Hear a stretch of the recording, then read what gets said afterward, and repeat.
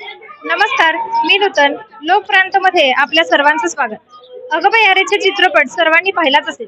तर आज आपण आलो आहोत सातारा येथील बावधन येथे बगाडाची माहिती घेण्यासाठी. तर जाणून घेऊयात ग्रामस्थांकडून बगाडाचा इतिहास व माहिती. आपलं नाव? मी मदन माधवराव भोसले, माजी उपसभापती वाई पंचायत समिती, माजी सरपंच, माजी उपसरपंच, आदर्श सरपंच, बावधन ग्रामपंचायत. गावातून रथ कधी बाहेर काढला जातो? हा रथ या ठिकाणी आज बांधून होणार आहे. तो आम्ही या ठिकाणी तयार झाल्याच्या नंतर उभा करत असतो आणि पहाटे 5 वाजता हा रथ आम्ही सोनेश्वराकडे घेऊन जात असतो. त्या ठिकाणी जात असताना जातेवेळी बगाड्या काय टांगलेला नसतो.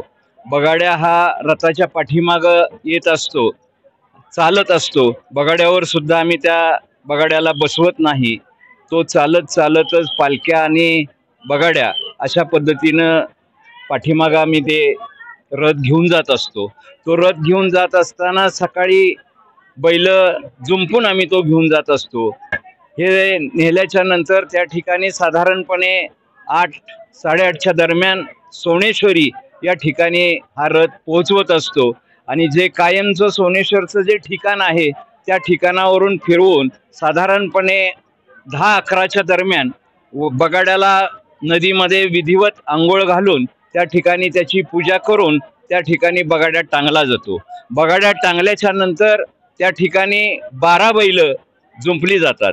12 बैल अशा पद्धतीनं जुंपली जातात की एक वर्ष भोसले तर्फची बैल असतात, दुसऱ्या वर्षी पिसाळ तर्फची बैल असतात. याच्या अगोदर अशा पद्धतीची बैल त्या ठिकाणी होती की भोसले तरफ आणि पिसाळ तरफ अशी 2 तर्फा होत्या. 2 तर्फामध्ये उजव्या बाजूला भोसल्यांची बैल, डाव्या बाजूला पिसाळांची बैल अशा पद्धतीनं रथ त्या ठिकाणी जुंपत होतो. परंतु त्या ठिकाणी थोड्याशा चुरस असल्यामुळं अडचणी वाढायला लागल्या, धोका दिसायला लागला. म्हणून आमचं संपूर्ण गाव त्या ठिकाणी एकत्र बसून ठरवलं गेलं की चुरशीनं बैल, तर्फावर बैल जुंपण्यापेक्षा आपण त्या ठिकाणी एकत्र येऊन खोतेवर बैल जुंपू अशा पद्धतीचा निर्णय झाला. आणि त्या ठिकाणी मग भोसले तरफ पिसाळ तरफ, एक वेळ भोसले तरफ, दुसऱ्या वेळेला पिसाळ तरफ अशा पद्धतीनं बैल जुंपावी लागली. बगाडाचं मी तुम्हाला या ठिकाणी महत्त्व सांगू शकतो. बगाड कशा पद्धतीचं असतं हे तुम्हा मंडळींना सांगावं लागेल. बगाडाला 2 दगडी चाकं असतात. 2 दगडी चाकामध्ये लाकडी कणा असतो.